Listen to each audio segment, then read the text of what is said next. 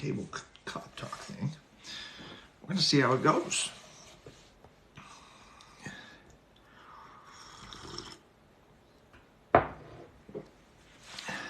Wait.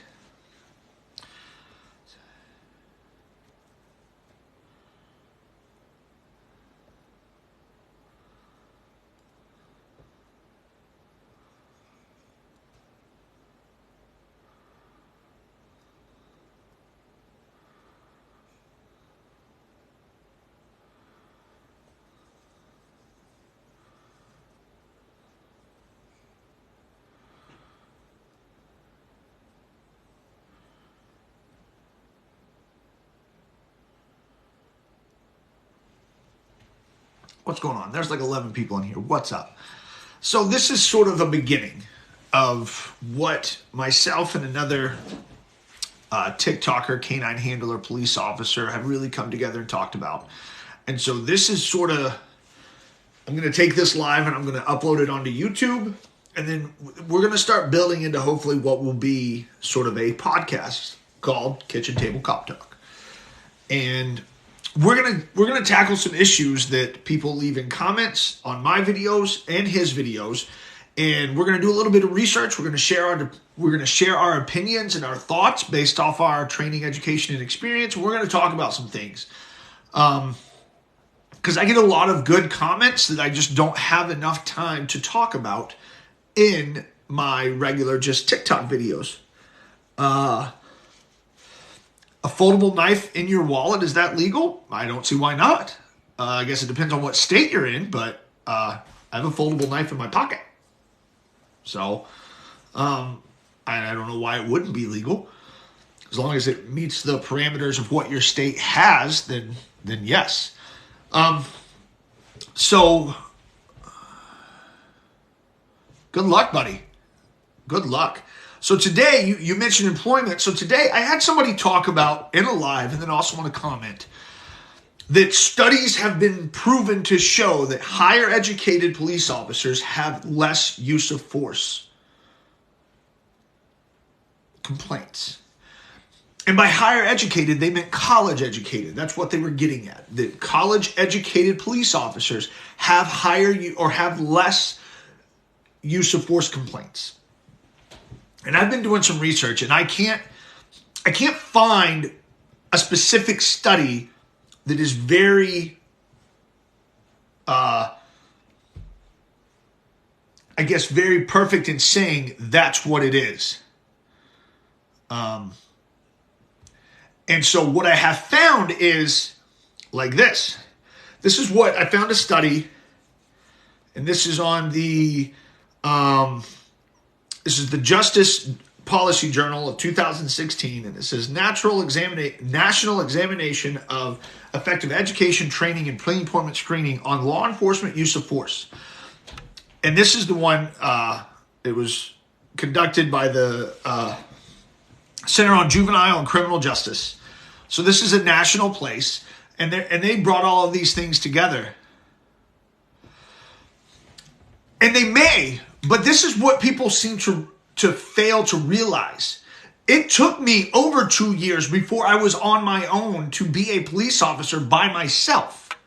So it's not like all these people that come out and say, oh, they just give 2 weeks of training and they're on their own. No, I don't know. Rockland PD is doing wonderful, but that is not the case. They don't. Yes, back in the day, they used to give keys to people and say, here you go, have fun, figure out how to do the job. But that's not the case anymore. And as this study showed, departments around the country are changing everything. And this is what the study showed. This is a little graph here. A little graph. The dog is downstairs. And it showed employment screening now pretty much across the board. Employment screening alone is backgrounds and records checks, personal attributes, community relation skills, and physical attributes. So they have a physical test, how they are in their community, all of these different things. That is now coupled with education, training, and experience in line with this study. And that education and experience, or as we call it, is our T, our training, education, and experience. That is maybe formal education, college degree, things like that. Academy training, field training, and in-service training. And so this found that departments who have higher education standards, period, not meaning college degrees. That's not what it was meaning. It means that it may be formal education, it may be in-service training, it may be a lot of these other things, but that is what is actually reducing use of force complaints. Not just guys that are popping out with college level degrees, but actually guys and departments that are putting time and money into the training of their officers. I did not make that cabinet. Somebody go out with me. But anyway, and so this is a very interesting study to read.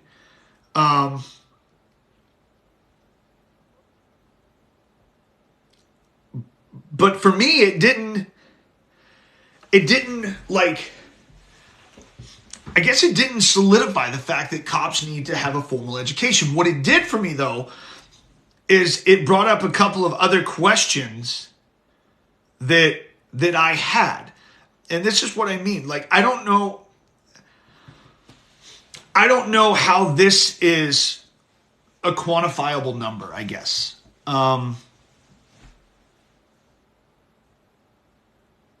Because you can take an area like mine where our use of force complaints are pretty much like comparative to the size of our agency and how many complaints we filled a year.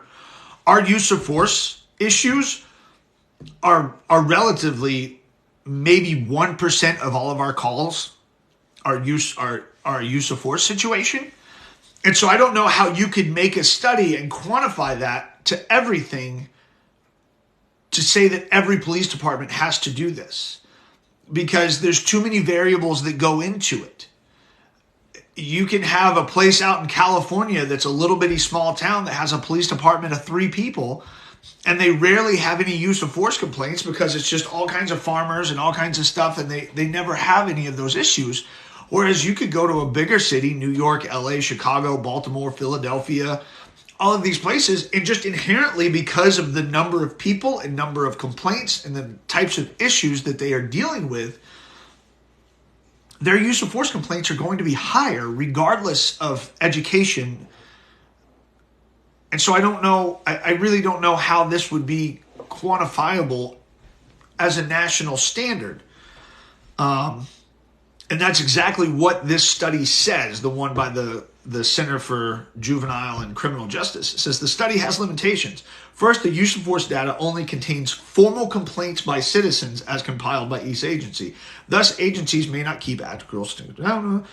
Moreover, the study does not differentiate if the complaint was founded or unfounded. So there's this whole thing of, just because someone makes a complaint, which every citizen has a right to make a complaint against any police officer, you could look at that and you could say, well, yeah, we had 12 use of force complaints this year. All right, how many were founded and how many were unfounded? Because that would make a difference. You could also say, well, because it's a big issue, and me being a field training officer right now, cops are cowardly people. Okay. Me being a field training officer right now, I've got my new guy, and he has a criminal justice degree. I'm in my senior year of my criminal justice degree. Well, thank you. And so I brought this up, and I said, I have a question. Why, or do you feel like your criminal justice degree was worth it? Now that you've started through police training and started through all of this stuff, do you feel like your bachelor's in criminal justice is a benefit or no? Morning, Tabby. Can you take care of some of the comments that are coming through here, please? And, basically what he said was no. And we said, why? And, me going through it the same way, there is benefits to some of the classes. My favorite class was my constitutional law classes, and not because of the reason a lot of people think, oh, good, because you finally learned the Constitution. No, I actually learned where our country failed with the Federalist Papers and how they actually came to the end point of our Constitution, why our Constitution means so much. I love our Constitution. I love the amendments. I love the fact that it gives power to the people and limits the power of government. I love that. Even working for a government agency, I love the fact that we are limited. And so that was one of my favorite classes. But what I found a lot of times is you had a lot of people learning theory about the criminal justice system and not actually how it works. So juvenile justice I loved as well. And, being in discussion boards with a lot of people that were in their 20s and stuff like that they were like, well, we need to do this, this, this, this, and this. And I was like, good, all wonderful, all good things, restorative justice and all these things that are all wonderful aspects of things. But my question to them was, we do a Citizen Police Academy, yes. One of my questions that I asked some people in my class was, what do you do when it fails, though? Like, how many times is enough? I get a guy that commits a theft. I get with him and I get with the victim and we get together and we come up with a game plan. And then that guy commits another theft. He wasn't charged for the first one, so he commits another one. And I do the same thing. And we do the same thing. And we do the same thing. Obviously, the restorative justice aspect of that isn't working. So what do? And there's a lot of theory that gets thrown around in college courses, but when it comes down to it, you can't know actually how to do the job of a police officer, college degree or not, until you start doing the job of a police officer. Same as with a doctor, with a nurse, firefighter, whatever you want to look at it. When you're in college learning about the job, you are learning the theories behind doing the job. You're not actually learning how to do the job. And those things can be starkly different. Those things can look absolutely different than one another.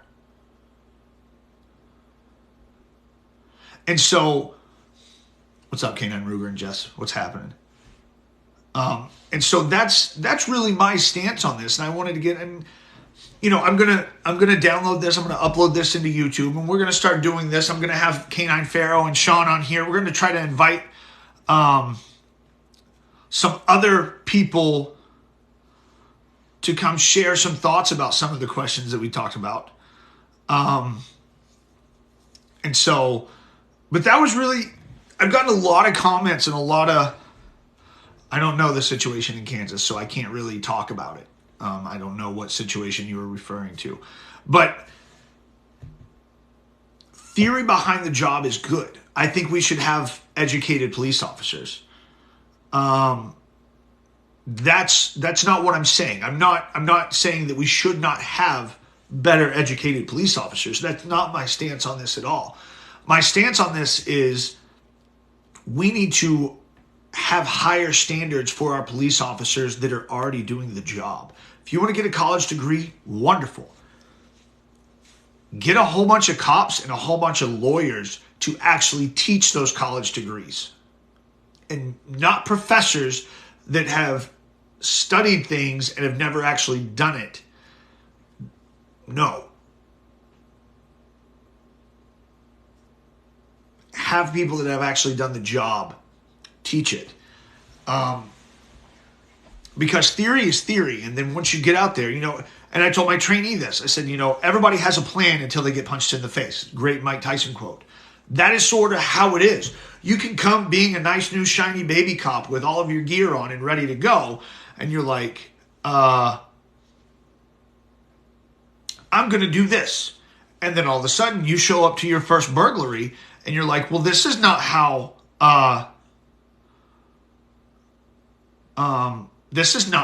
my class said this was going to go. And it's like, well, it's because your class has no idea. When you actually start dealing with live individuals, with live people, it's never going to go the way it goes. It's a freaking soup sandwich. Like, it's just all freaking asses and elbows. It's just, it hit the fan and sprays it everywhere. And so that's really my stance on this. And I'll talk about some questions. That's why I wanted to do this on TikTok Live. I was supposed to have Sean here with me, but I wanted you guys to be able, I want you guys to be able to respond back to me. So what are your thoughts on this? What are your thoughts on educated police officers? Should they have a college degree or should they not have a college degree?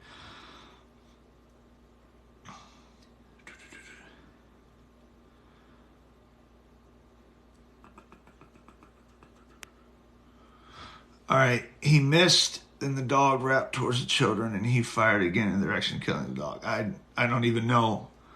I wouldn't say college doesn't matter anymore. I wouldn't go that far. I think there's a place for it, 100%. I just think there needs to be, especially in the policing world, there just needs to be better standards, period, for police officers.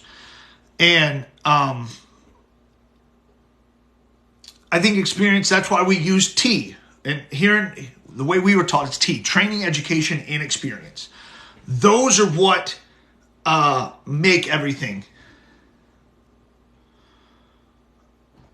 So they may prefer it, but a lot of times it doesn't help. And reading this study here, it talked about how people with higher education seem to have less of an authoritative way of thinking.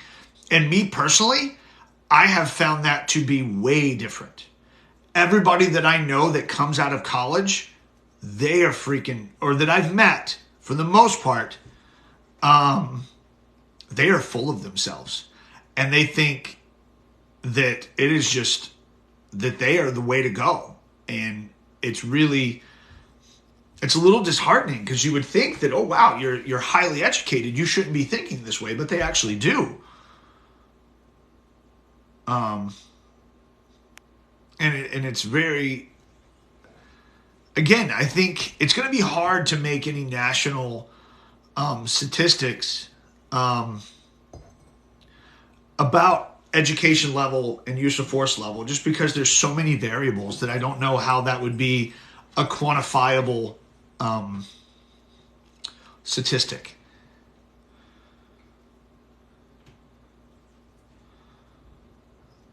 It's all right. The rest of the conversation is going to be put up on YouTube. This is sort of like the start of, like, we hope to grow it into a podcast. Myself and K9 Pharaoh and Sean are going to start doing this. We're going to start taking some issues that people bring up in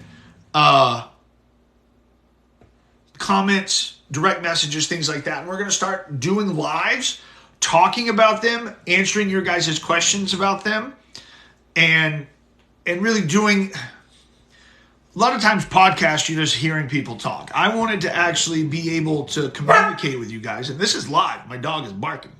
So I'm going to go let my dog out for a second. Stand by.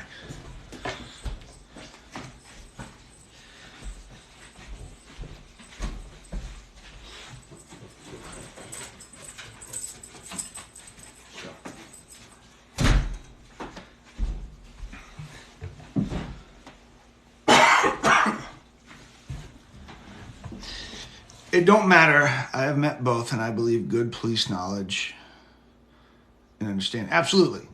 Absolutely. I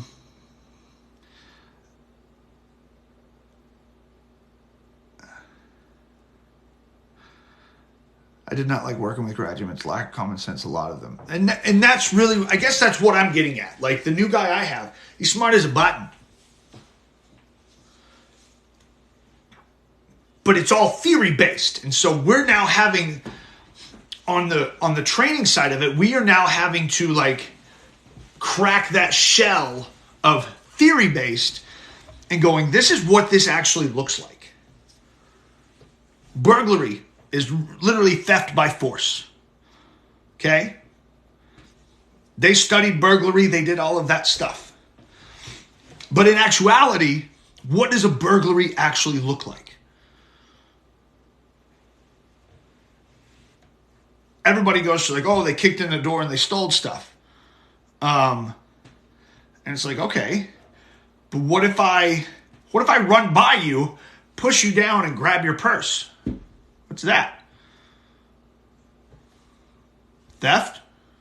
Well, it's burglary. It's theft by force. I pushed you, I grabbed your purse. I'm gone. But what if I grab your purse and snatch it from you? It's not burglary. That's just theft. Because the force of me snatching it from you is not the type of force that is in our burglary statute. But if you just theorize all of this, you can go down rabbit holes that are going to put you into very bad spots. When in reality, it looks a lot different. It's very messy, I guess. Real life, and I've talked to nurses, I've talked to everybody. Real life situations are messy. You can never theorize. You can't what if a situation enough to make it as messy as a real life situation, I guess is the best way to put it.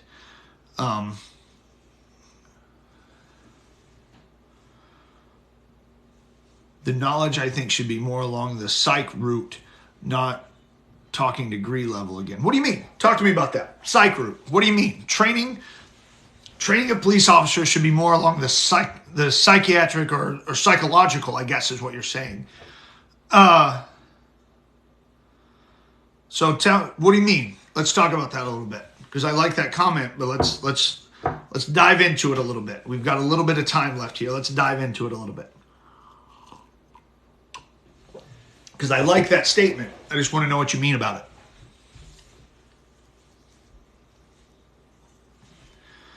Exactly. And that's the big thing. You can theorize everything, but you have the human element about it.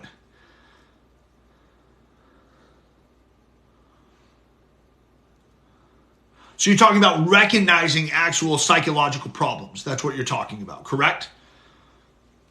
And I can 100% agree with you. And that's why, at least at my department, we want 100% of our officers at my department trained in some sort of psychological training.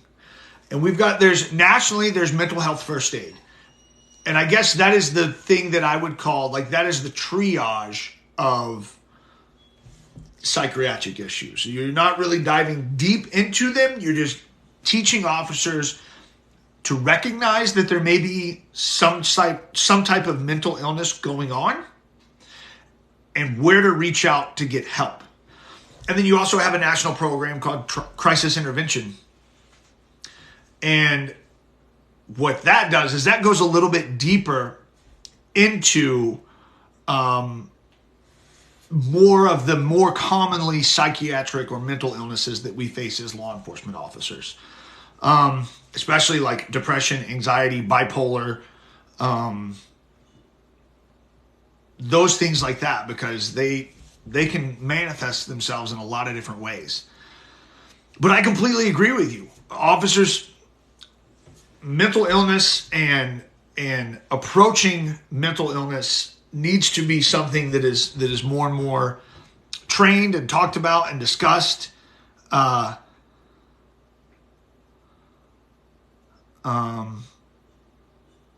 And so it's super important because, all right, why did this assault just happen? And it's because this guy's got a mental illness. If he didn't have that mental illness, the assault didn't happen. It doesn't mean he didn't violate law. It just means that we may be able to approach this a little bit different. Depending on the severity of the crime, of course. But it's one of those things, it lets you get to a baseline.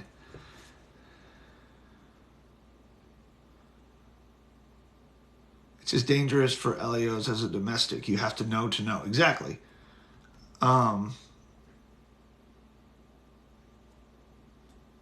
And so there's a lot that goes into it. And I just think to make a blanket statement that college educated police officers have lower use of force standards, I think, and even this study that I found that specifically talks about it says it's a flawed study because there's so many variables that go into it. Because you can have a college educated guy that's 21 years old that comes out and he is scared to death of life.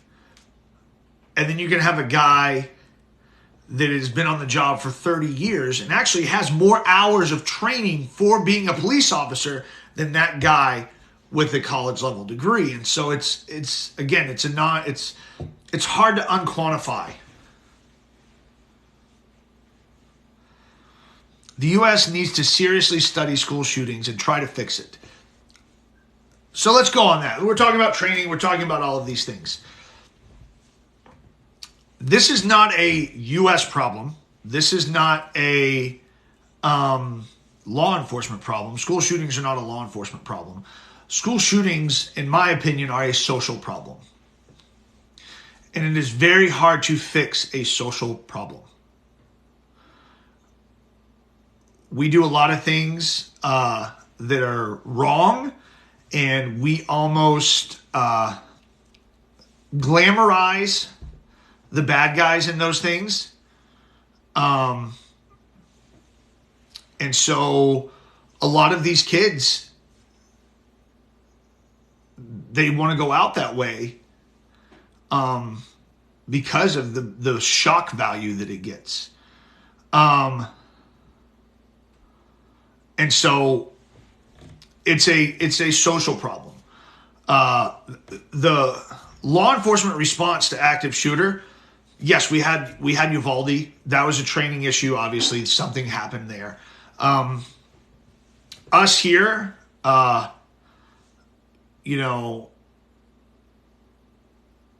imagine if the money that went to Ukraine went to making our schools safer. Again, it's not just as easy as that. You have a lot of parental pushback. You have a lot of things that go into making schools safer that parents don't want. A lot of the things that we would love to see in schools and that you think you would love to see in schools, when it actually comes down to it, people actually don't want it. And so the money that is going to Ukraine would be different than the money that would be dumped into our schools. But as far as training aspects and training things, because that's really what we're talking about here, is training.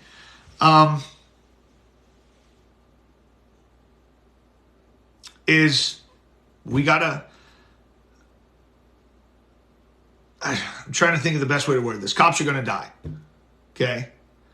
Nice, David Shiloh. I love it. And so I talked to my new trainee. And we brought up the situation. I said, you go to an active shooter at a school. What do? His first thing, college-educated kid,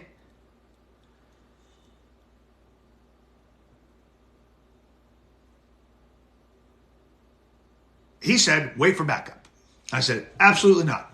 I said, if you're responding to a school and there's a school shooter, you strap up, you lock and load, and you go in by yourself and you eliminate the threat and you stop the killing. You may die in the process, but you stop the killing.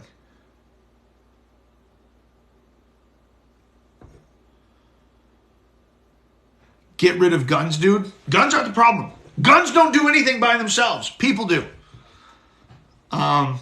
People do. Guns don't do anything on their own. We could have 1 million guns. Guns aren't the problem. They're not. Look at a lot of other countries around the world. You take guns, they just find other ways to kill people.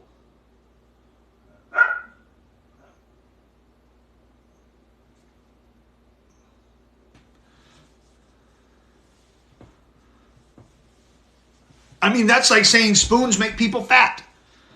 No. Guns in the wrong hands is what makes them bad. It's the people that make them bad. We in Europe have gun ownership and not your problems. How come? Well, I starkly would disagree. I've lived in Europe and there's been gun problems where I've lived at in Europe. And I don't even think it's regulations. Criminals are going to be criminals no matter what. Most of the guns that commit crimes, they don't follow regulations. They're criminals. They don't follow regulations. So no matter how many regulations we put,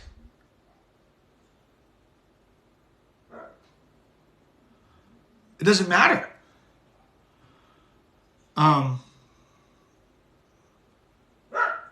And so it's not a gun problem. It's a people problem. I mean, my personal experience is, again, it's a social issue. I think European kids are raised better than American kids.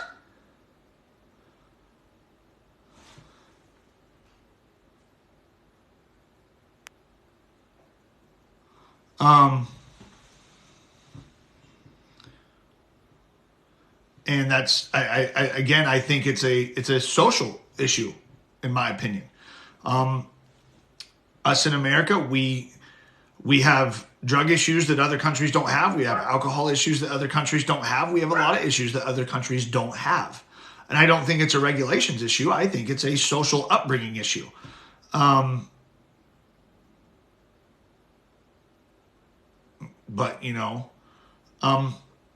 when I lived in Ukraine, there was still gun violence.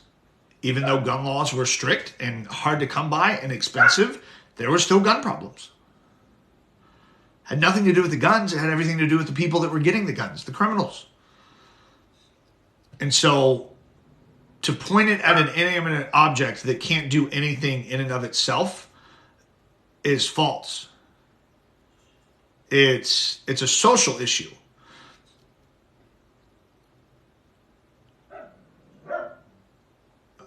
It's still Europe. And when I lived there, it wasn't the same as it is now. Exactly. Johan can speak of it. He doesn't live in the U.S.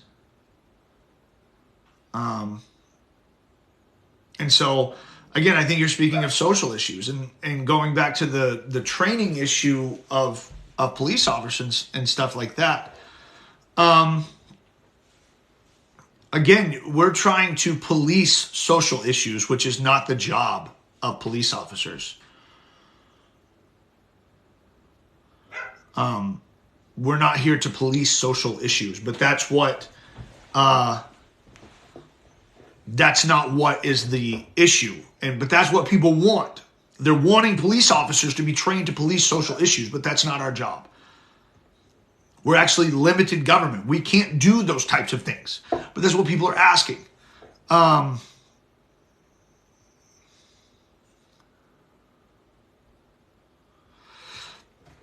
understand parenting, it's going to happen regardless. Whether you have a good upbringing or bad upbringing, people who get into criminal acts, deviant behavior, whether it be drug abuse, whatever, they can come from good families, and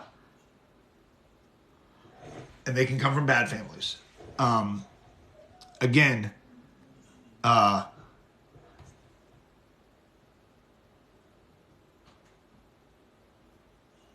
know, but it's just it can happen. I think again, it's the social issues.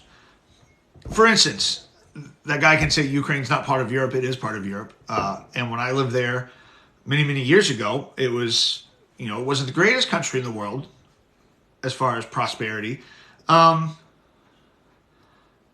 But you had the majority over here that social life was different. Kids were given a lot more responsibility. And even my friends that live in Germany and places like that, they were given a lot more responsibility as younger people. Responsibilities in the home, responsibilities at school. Schooling is different. The way their upbringing is different. Things are different than over here. We have a lot of children over here that are given no responsibilities at all. I had a teacher tell me about one of my children that my expectations were too high because he was given a rubric for a project. And I said, you're going to meet Regulations are a good thing. I think regulations are a good thing. But regulations don't fix all the problems. Regulations don't fix social problems. You cannot legislate social, moral, and ethical issues. You can't. You can make all kinds of laws and requirements and regulations, but you cannot legislate ethics, morals, and social issues. You can't. You can attempt to, but you can't. Because the people that are going to break those laws are going to break them regardless. You cannot legislate morality. It can't happen. It can't happen. Regulations are great.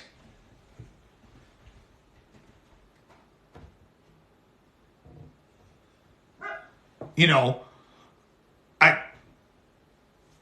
I'm all for regulations, but they don't solve the problem, is my thing. And to say that the inanimate object is what causes the problem is a falsehood. It's the people. It's who we are. We're inherently evil.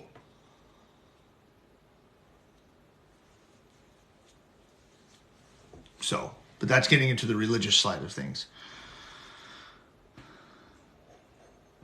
But anyway, going back to training, because that's what this was initially about. We've sort of, well, thank you.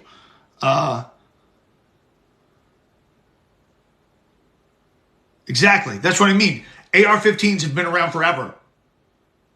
Why now are they just a problem? My AR-15 has never done anything. But going back to training, like I said, you can't legislate morality. You can't legislate ethics. You also can't educate them out of somebody. Oh, my daughter's teacher. Yes. And they said my expectations were too high. And I said, why? She goes, well, because they did the most they needed to do. They could have got by with the bare minimum. And I said, I know, but that's not the purpose. You gave a rubric. You gave bare minimum and you gave this. Why would I make my children do the bare minimum when this is actually the accepted? This down here, and growing up in Ukraine, or not growing up in Ukraine, 100% American culture is a huge divide. You know, when I lived in Ukraine, I lived with a family at one point, and their 10-year-old daughter would be up every morning making her own breakfast, getting her whole school ready together. Her parents never once had to or maybe once, she's a kid obviously, but she acted like a little adult. Oh man, she looked like she paid bills. She got herself ready, she got everything ready. She walked to the bus stop that was 4 blocks away, got on a city bus, not even a school bus, a city bus, to get her down to the gymnasium down in the center of town to go to school. And so it's not like nowadays we're like, oh my gosh, my kid, she can't sit at the bus stop. She can't do that. It causes her anxiety to sit at the bus stop by herself. And it's just not good.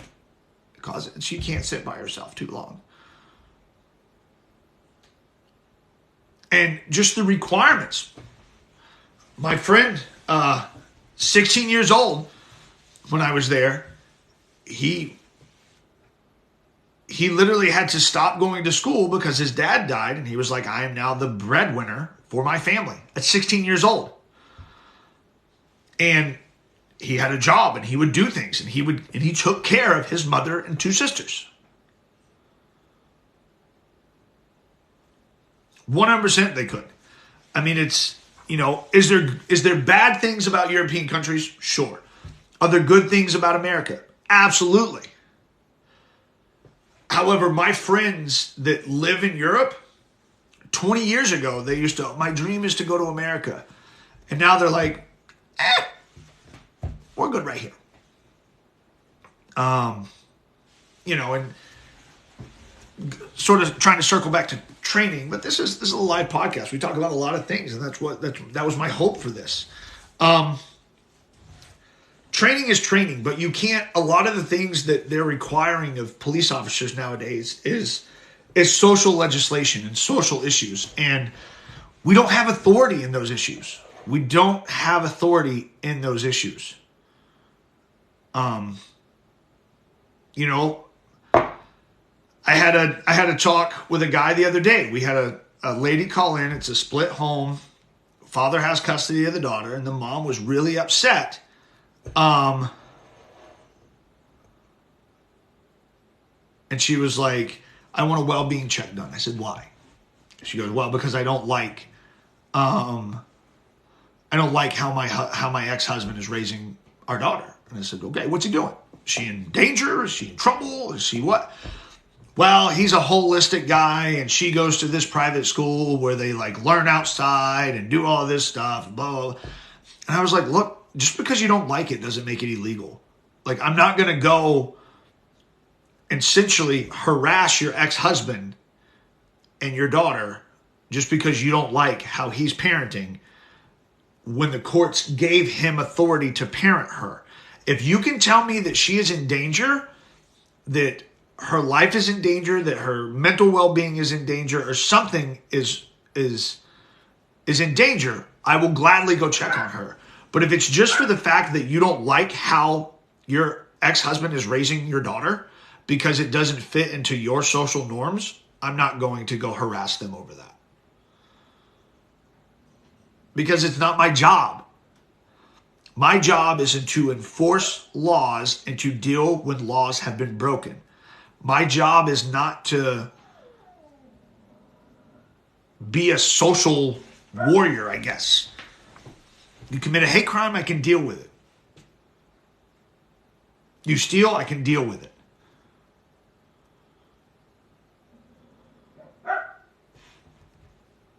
But a lot of times we are being asked and we are being forced to be trained to deal with social issues, not police issues.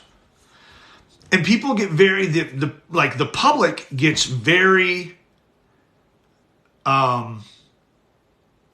strange responses when I tell them there's nothing I can do about that. What do you mean there's nothing you can do about it? No crime was committed. I have no authority. I can go up to their house just as much as you two and go, you okay? And they can tell me, go pound sand. I'll go, okay. And I'll leave.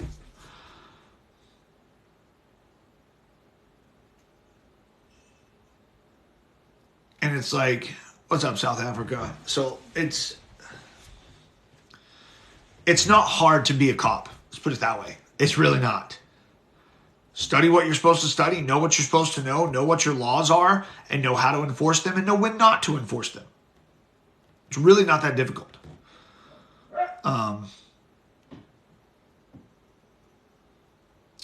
There is talk about social service workers being trained for policing. However, this has always been my issue with that, is we call social services. I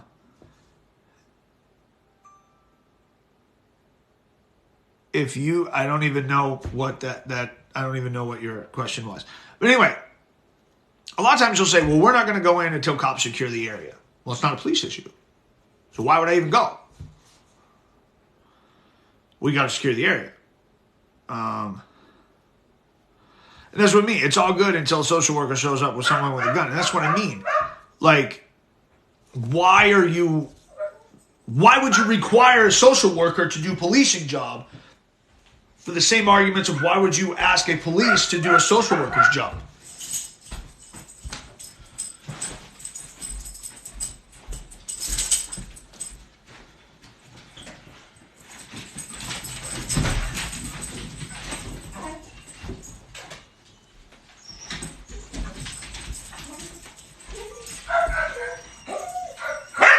Stop.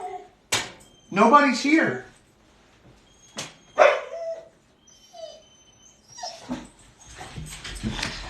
If you go on a CPS call, does the person have to let law in? That would depend. Yeah, that's American, all my other dogs. That would depend on what the call is for. People are secure in their own homes. It's the Fourth Amendment. people are secure in their own homes.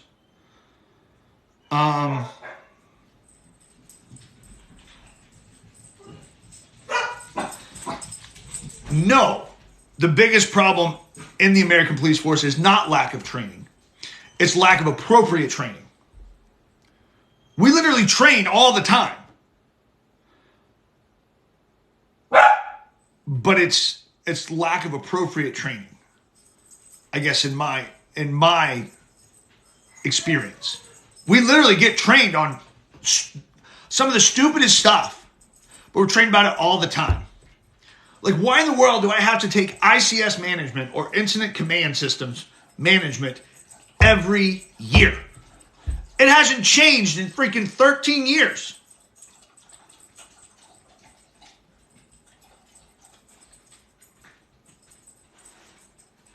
Why do I need to take it again?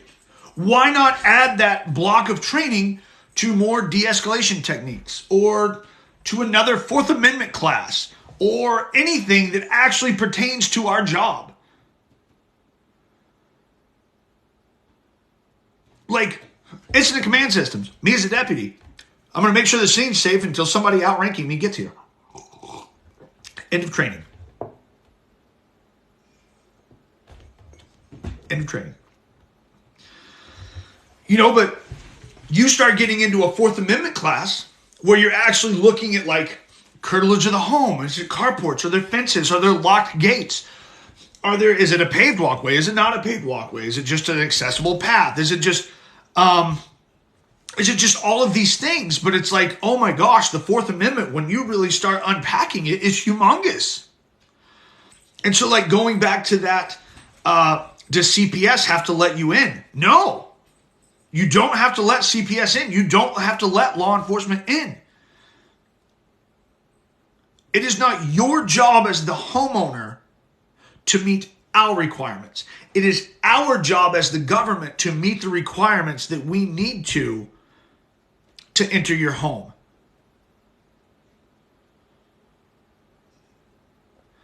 And so if I show up, knock on your door, and you say you can't come in, it is now up to me to find a lawful reading. I have to find a lawful reason to now enter your home. There's a lot of warrantless exceptions. There's a lot of Fourth Amendment exceptions that the government has said this is what it is. But no, you don't have to let the government in. That's literally like you are protected in your own home and effects. You are protected.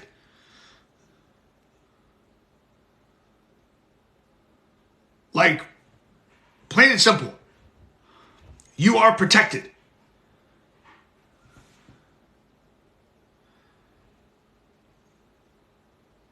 No, I don't think he would be using that to fan. And so, if CPS shows up to your house, we need to come in and inspect your house. Tell me why. Court documents, give me your PC, give me something. Give me something. I'm not just going to let you in. Me as a cop, right now, if another cop agency came in and said, we want to search your house. No. Tell me why. Not because I have anything to hide, but just because I am protected in my own home from unreasonable search and seizures, from unlawful search and seizures. So no. And a lot of cops that say, well, if you don't have anything to hide, why don't you let me search? Because I don't have to. And because it's your job to do the investigation, to get the search, not my job just to allow you to do it. You know what I mean? And so no. If I have a reason to search your house, why would I not just go get my warrant, go get everything, and then come to your house and say, I'm going to search your house. No, you're not. Here's a warrant from a judge. Yes, I am.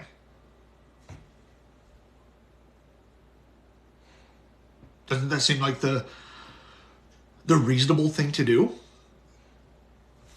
I mean, a lot of the training that we go through, and I told this to my trainee, and he brought it up to his professor, and they said, yeah, it's exactly true. It's all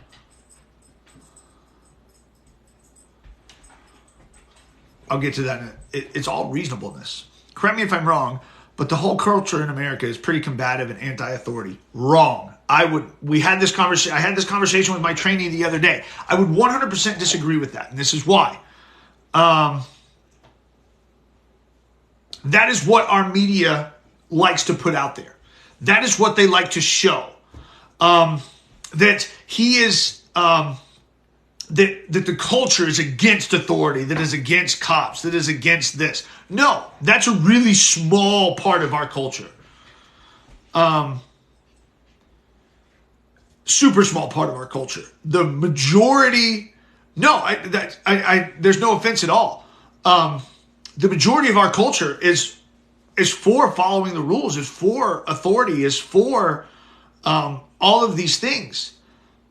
But it's the loudest people make the most noise. If I have 400 people that are completely quiet and going about their business, but I've got one guy that's shouting at the top of his lungs, nobody sees the 400 people. Everybody always just sees the one. And our media over here likes to almost glamorize that one.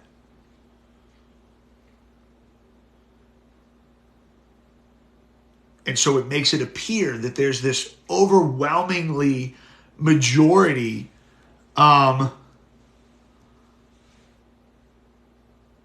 makes it seem like that. But that's not it.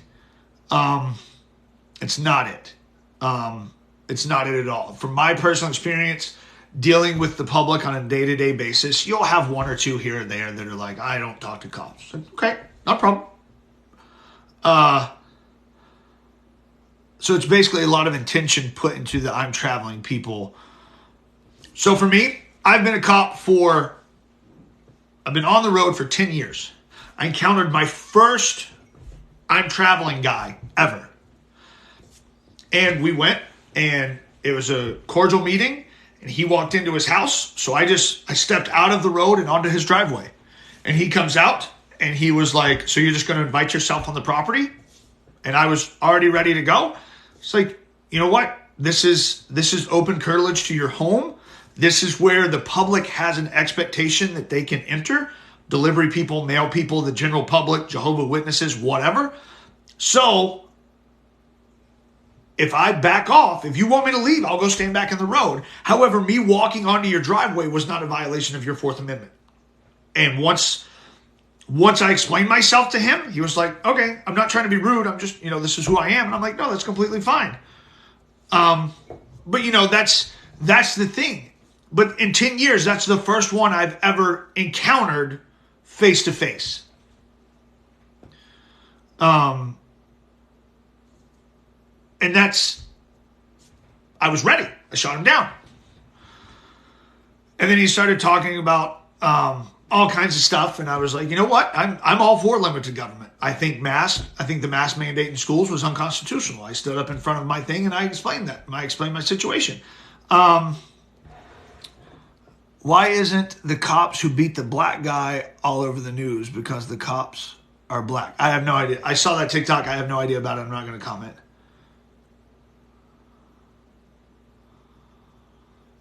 And that's what I think. But that's a Fourth Amendment thing. And we could have countless training every year on the Fourth Amendment. Talking about curtilage, talking about carports, talking about garages, talking about barns that aren't in the curtilage of your home that a cop could walk into and search your barn with no warrant because it's not part of your... I mean, there's this whole mess of things that just...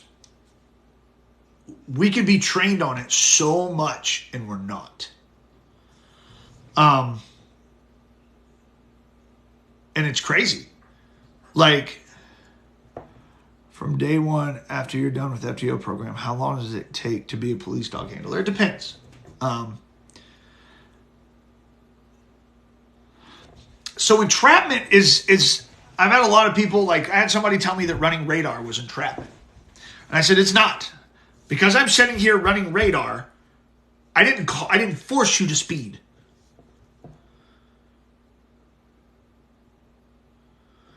I didn't force you to speed. I was just sitting here and you sped by me. It's not entrapment. Entrapment is when I myself as a law enforcement officer coerce, entice, or force you to commit a crime, and then I arrest you or charge you for said crime. No, we can have state entrapment. We can. It's not just a federal thing. We can have state entrapment, especially with like undercover agents and drug agents and narcotics agents and things like that. But entrapment is when I entice, force, or make you engage in criminal activity to then and charge you with said criminal activity. It can't be entrapment if I don't have a hand in you committing that crime.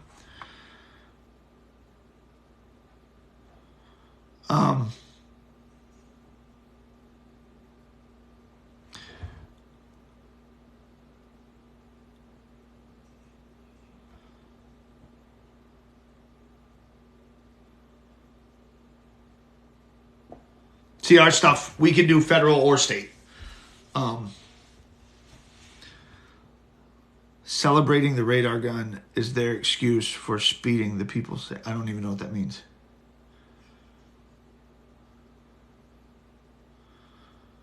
Merrick's downstairs. You know, I mean, a lot of cops, like, I have a locked gate right here. You can see it. I have a gate. A police officer walking up to my home with no other reason could not enter that gate. It is closed off. If it was open, different story. Closed, obviously it's not a well-traveled path to get into my home. That is not the expectation of the public, to enter through that gate and enter into my mudroom door. However, my front porch has no gate. It's shoveled off. It's everything. Cops can walk on my front porch, down my driveway all day long until I tell them to leave. They can't enter my locked gate. My garage door is shut. Calibrating the radar is what I mean. And I still don't understand. I still don't understand. I don't calibrate my radar. So Fourth Amendment issues would be a huge training thing that we could do year after year, probably every few months, just to get us updated on it. Just because it's the one that we live in every day. The Fourth Amendment is really what we live. Fourth and Eighth, really, really and truly as a cop, no, we do not calibrate our radars. We check the calibration. I do not calibrate my radar. We check the calibration. Calibration is done by a certified agency, and we get a certificate that says it was calibrated on this and this date and we have our tuning forks that match our serial number for our radar. We do not calibrate our radars. We test the calibration. And no, you're not. Some states require it before and after every stop. Maine requires it at the beginning of my shift and at the end of my shift, unless something were to happen.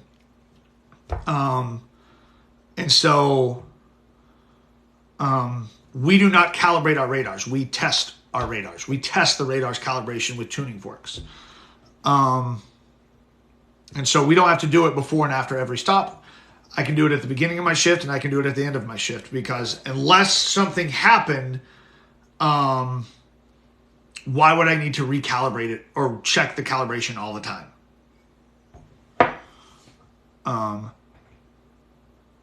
How do we guarantee tuning?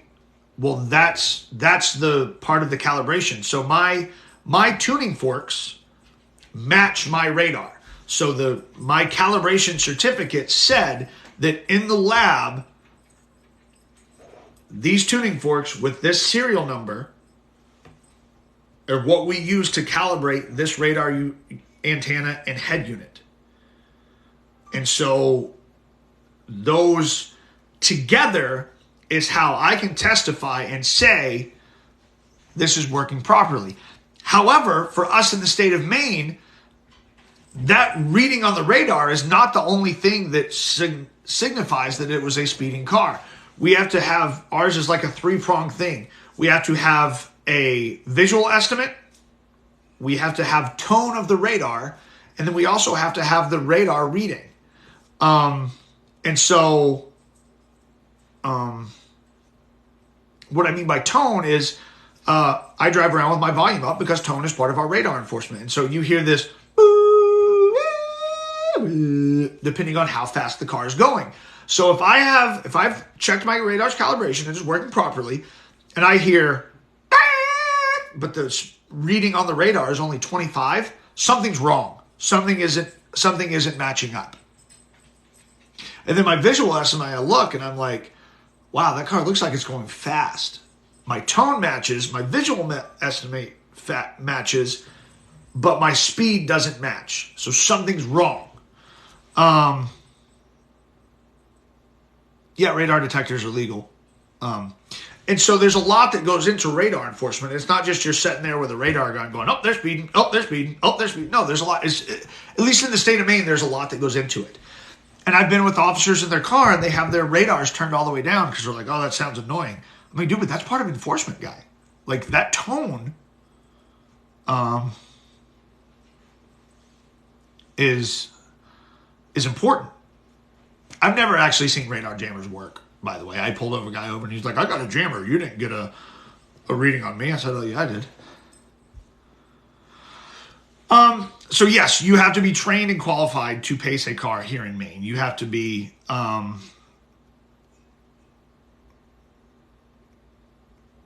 do you include tracking history in your statement of facts in Maine? I don't know what you mean by tracking history. Raider, what is up, buddy? We are talking about police trainings and all kinds of stuff today. This is welcome to Kitchen Table Cop Talk, Raider. You can pet Merrick, only because you let me pet Raider once. So, yeah, I would let you pet Merrick. But we're talking about training. We're talking about cop things. This is going. I hope to grow this into a podcast. And so, that's what we're doing. We're talking about cop stuff. But I got about just a little bit more time. Because then I have to download this and upload it. So if I go too long, it's a crazy upload. So there's a lot that goes into radar enforcement. And we can pace. I don't like it.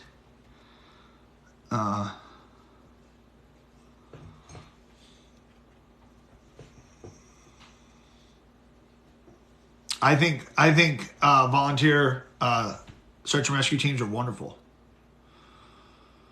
I think they're fantastic.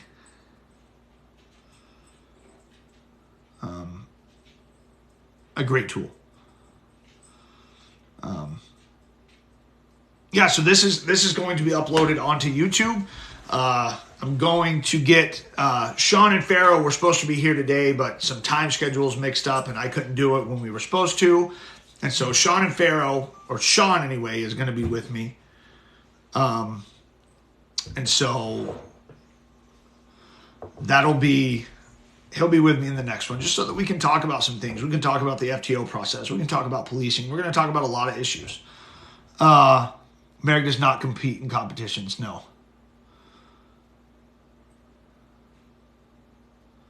Some of the laws are very vastly different. You were correct. So for me, competitions, like, could Merrick and I compete in a competition? Yes, we could.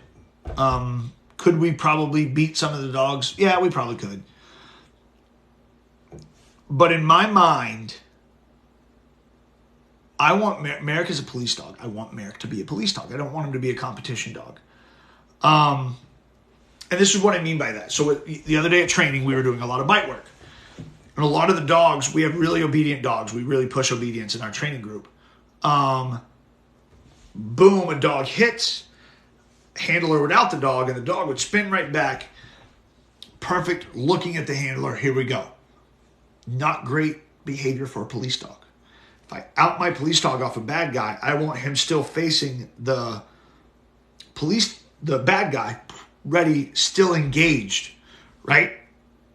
Competitions don't always do it that way. If my dog's in the heel, I don't want him prancing, looking at me. I want him engaged in what we're doing. And so Could we compete in competitions? Yes. Are we going to? No, because he's a police dog. He's not a competition dog. There's a purpose. Like we do some PSA decoy stuff just because it has some building blocks that I want. But we're not going to go. We're not going to get like my PD1 or my PD2 just because it's not needed. It's not needed to be a police dog. And so I'm training. He's a trained police dog, and that's what he's going to be. And so I'm going to focus my training on making him the best police dog that he can be and making us the best canine team that we can be versus getting ready for a competition, if that makes sense. Again, training. Do canine handlers need to be trained dog psychologists? And no.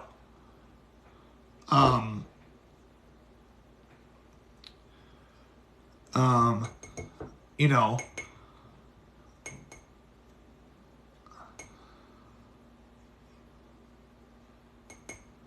it might be. It might be. Police dogs may be the police of animals. But, you know, it's one of those things. No, you don't need to be a dog psychologist to be a police dog handler. However, you do need to know how to work a dog. Does the ballistic vest fit without causing rubbing around the straps? It does. That new police vest is actually fantastic. My phone's ringing.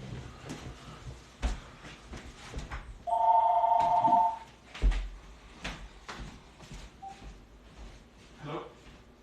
Hi.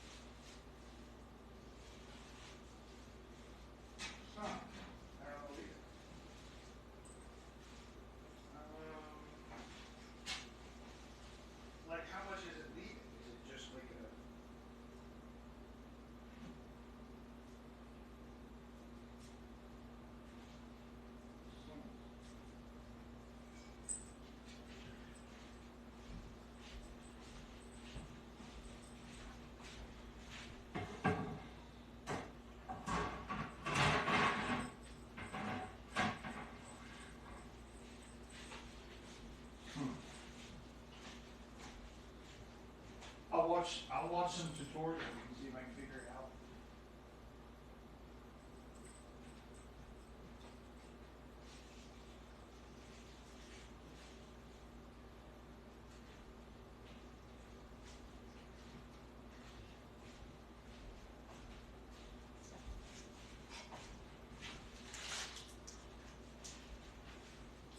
Okay. I don't either. All right, I can come over and take a look in a little bit. All right.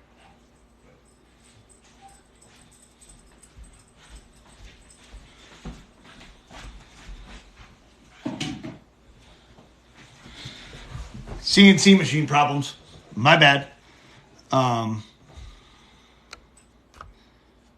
Wonder if he will see all of us roasting him about his landline.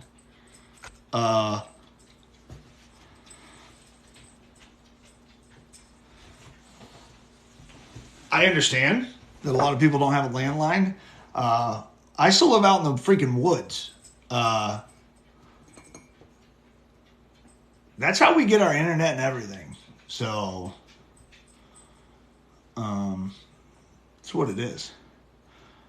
I do have a rotary phone. It's not plugged in anymore, but we do have one. Am I emotionally attached to Merrick? If so, do you send him into hostile situations? No hate. I am emotionally attached to Merrick. How do I... He's a dog. His life is not as important as a human life. And I know a lot of people are going to disagree with that. And I know I had some service issues. But this is about being emotionally connected to Merrick. Yes, he is my partner. This is what's going to happen. Why? So I will this,